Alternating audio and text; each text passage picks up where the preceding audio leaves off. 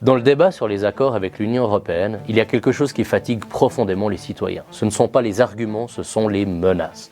Depuis des mois, on nous explique que si la Suisse refuse, ce sera la catastrophe. Économie à genoux, que les emplois seront détruits et le pays isolé.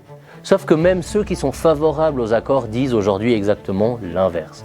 Dans une interview de mi-janvier à l'AGFI, journal économique, l'économiste Boris Tschurcher, pourtant plutôt favorable au paquet d'accords avec l'UE, le dit très clairement.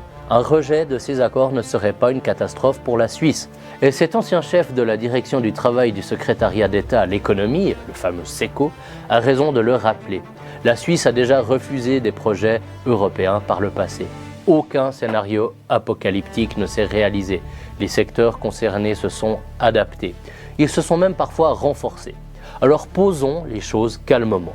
On peut défendre la circulation, on peut voir un intérêt à sécuriser certains accords. C'est le jeu démocratique et les opinions sont libres.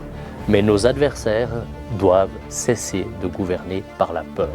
Car la peur est toujours un aveu de faiblesse politique. Quand un projet est solide, il n'a pas besoin de menaces. Il a besoin de débat, de clarté et de respect du souverain.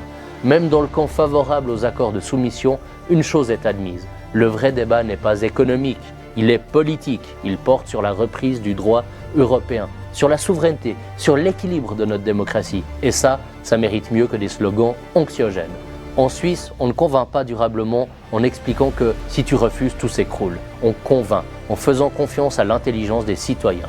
Boris Tschurcher n'est pas de notre camp, il le dit, mais il a le courage de dénoncer un travers qui doit cesser chez nos adversaires. Je m'appelle Raphaël Pommet, je vous encourage à me rejoindre avec ProSuisse pour notre liberté, pour notre indépendance et pour défendre notre vision du droit.